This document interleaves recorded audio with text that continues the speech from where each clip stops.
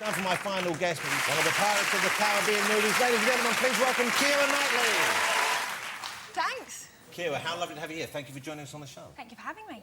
You look spectacular, as I would have expected. Thank you, so do you. Thank you. Now, I love seeing your movies. I think you're like a proper movie star, okay? In that you can act, but you've got this kind of this look about you, which is not like normal people. Do you know what I'm saying there? Not really. No, because is you're. that good? Yes, it's a good thing. You've got a great face for movies. You look. Oh. I mean, you're a beautiful woman, but you're kind of a weird-looking beautiful woman. Do you know what I mean? You know, I'm going to take it as a compliment. Yeah, because you've got like a movie star's face. Yeah, So yeah. do You you? can act as well. No, I don't. Yeah, you do, because you look like Johnny Depp, because you've got the beard. Yes! Yes! You can go now. Thank you. Is it an exciting time for you? It must be, I would have thought, because I know when you first came out, some people were not sniffy about you, but they were kind of less receptive to you as an actress than they are now. Now it's like... I think it's fair to say they were sniffy.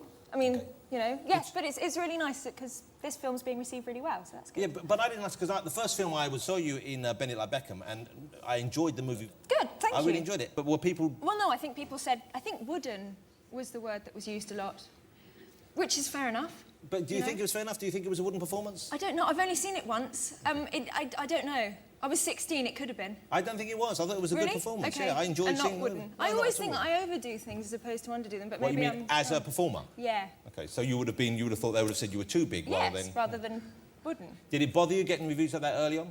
Yeah. Oh, yeah, I think it's frightening. I mean, it is. It's very weird. And I seem to have a homing device for bad reviews. Doesn't matter where I am, I'll find them. I've never seen a good one, actually. Well, that surprises me, because there have been many. Well, that's good. And there have been some very good glowing reviews on the new movie, and deservedly so, because your performance in it and the work you do with James McAvoy, he's terrific as well. I He's think amazing. Yeah, and not it's that awful. way. Or they just go, God, have you seen this? And it'll be the worst sort of thing in the world, and just say that you're disgusting. It's always nice when people do that, isn't it? Well, it never happens. I only get good reviews. You get followed around a lot, don't you? I know. I do. Does it bother you, though, that level of attention? I mean, is there anything you can do about that when you go out, or do you just accept it and understand it goes with the territory? And I don't deal with it very well, no. What do you do? Cry a lot. I shouldn't admit that, should I? Probably. No, I find it very frightening. I do. And it is very difficult to get outside your front door with lots of men pointing cameras. How often are people outside your front door? How often do you find that? I mean, more or less somebody every day, but, you know, it's normally about 5 guys. Look, I'm shaking, actually, talking about it. It's really weird. I understand it must be a horrible thing, because I'm a big, unattractive, hairy guy, and when I get out, and occasionally, not very often, someone will want to photograph me, and I find it really kind of intrusive and unpleasant, and I get quite cross. I mean, yes, all of those things. Yeah. And I think, you know, it's particularly scary when you're in a car and they're following in cars, because they do, like they did this morning, they were jumping red lights. And if you're in a car that's sort of, you know, if it's a minicab driver, for example, and they don't really know, then they get really freaked out that they're being followed, so they speed up. So you're suddenly in this sort of high-speed chase, and the guy's not looking out the front, he's looking in the mirror because people are chasing him, and then you think, OK, it's one kid that needs to come out here. And that's awful. So from that, yeah, I mean, it's scary. And I guess it's pretty much like that all over the world for you, because the Pirates movie being so big, everywhere. Yeah. You're famous everywhere, I guess. Yeah. Yeah, I went to Bhutan recently, and I wasn't famous there. They weren't interested at all, So, which was lovely. Bhutan for your holidays Bhutan, from now I'm on. going there all the time, Okay. yeah. Before we talk more about Atonement, and I want to talk about that a bit more, let's talk about the Pirates movies, because they have just been huge, and... People laughed at me. Whenever I said I was doing a movie based on a Disney theme park ride, no, my friends just laughed. Yeah, which was understandable, really. So no one thought it was going to be any good. And pirate films weren't really in vogue, were they? No, I mean, no, I don't think they'd worked for about 50 years. not for a while. I love a pirate movie. I love these pirate movies. Well, the first one took about 5 months, and then the second 2 we were on for 2 years. So a long time. I haven't actually seen the third one yet. You haven't watched it? No, I was working when it came out, so I haven't actually seen it. Well, they're great fun. I mean, you know, good. I've seen it with the whole family. It's hard to work out in the third one sometimes what's going on, I must admit. It's a bit kind of, you know, not your scenes, but I didn't quite work out what was going on at times with Johnny Depp. I think he goes mad at one stage. But Possibly. he's so charming to watch on screen, you can't help but enjoy him. Yeah. And he must be, I would have thought, great fun to work with. Yeah, he's amazing. I mean, it was amazing, and seeing him create that character, because certainly in the first one, no one thought that it would work. We were all sort of watching him going, OK, mate, you're right. Because it's this kind of swaggering, weird... Yeah, it's crazy. It's completely crazy, and it read in the script completely straight, so it was totally his creation. Take the bull by the horns and go for it is really impressive. And once again, when he's performing like that, do you stand and watch and enjoy him, or when you're in a scene like that, do you have to try not to relax into it like that? He's very kind, and he doesn't do quite as much when he's off camera, because otherwise, I mean, it did get to the point when everybody was just I was laughing because you can't not. It's a very funny performance. It was a very funny performance. Was the swashbuckling fun to do? Loved it. Absolutely loved it. And is there a lot of learning that goes on? You had to learn to sword fight and do that kind of thing? Yeah, I did a lot of training for that.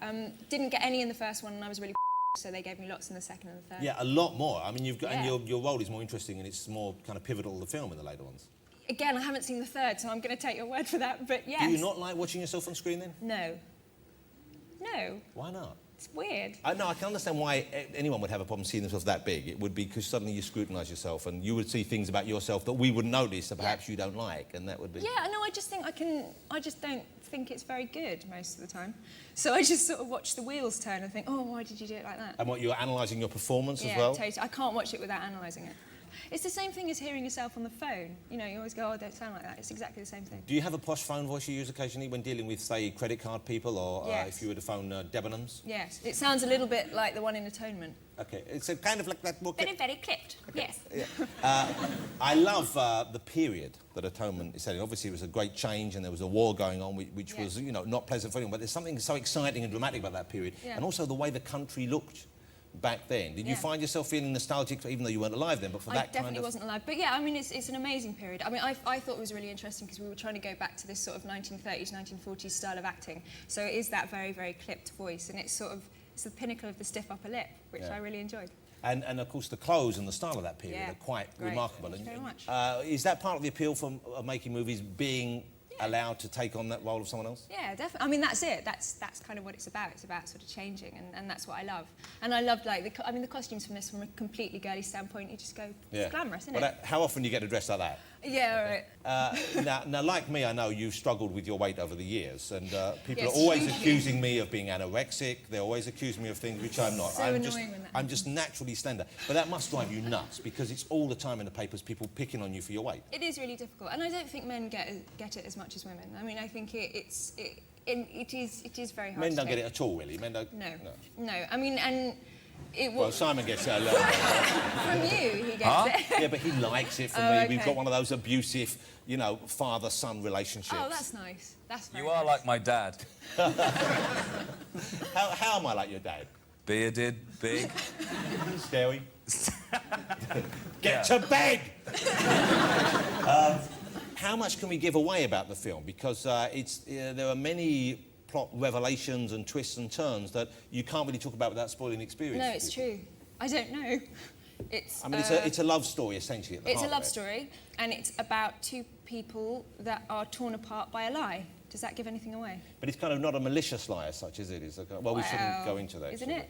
I don't know, is it? I don't know. You probably haven't watched it, have you? No, I have watched it. Oh, you watched this one? Yeah, I've got this one. How do you think the people in the Pirates movie feel when they hear this? You didn't bother going to see that? I tried to. What do you mean you tried to? It was at the cinema for months and months and years. Well, I was working for that whole months and months and years that it was on. So when you watch this, when you get caught up in this film, once again, I get the feeling this is a performance you're proud of and deservedly so. Are you as critical of this as you are some of your other Definitely, I am as critical. I'm only in about a third of it, so I can enjoy the rest of it, which is helpful. So you enjoy the scenes you're not in more? Yeah. I guess you relax more on it. Yeah. Do you think all actors feel that way, or do you think some just have more of that kind of attitude, or do you think you lose it over time and you get used to it? Johnny Depp doesn't watch a lot of his films, so I guess he has it. But I don't know. Do they have it? Oh, let's not care. Who cares about those today? They're not in your class, Keira. It. Don't even ask them. Adam, do you like watching yourself on screen? I can't stop watching me.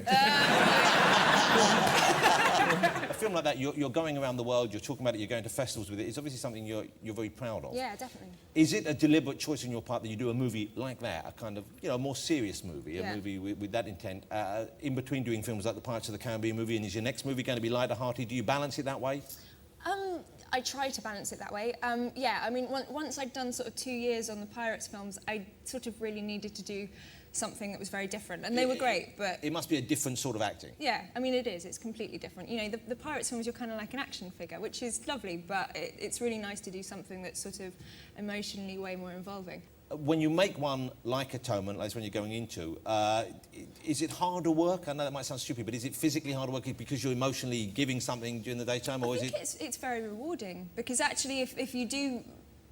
I'm going to sound like such a If you do feel very drained emotionally, then you know that you've kind of done a good job. Yeah, but no, You're right. I understand because when I've seen people on stage, and I'm not a big theatre goer, but when I see a tremendous performance on stage, I think that must be exhausting because it's kind of, they're going through all this angst for your pleasure. I think that's kind of what most actors want to do, though, in a really perverse, horrendous way. But that's terrible, really, isn't it? Is it? It shows them in a terrible light. Well, it's true, though. Emotional show-offs. Yes, emotional show-offs, yeah. But having a father as an actor as well, was that why you wanted to do what you do, or is that just a coincidence?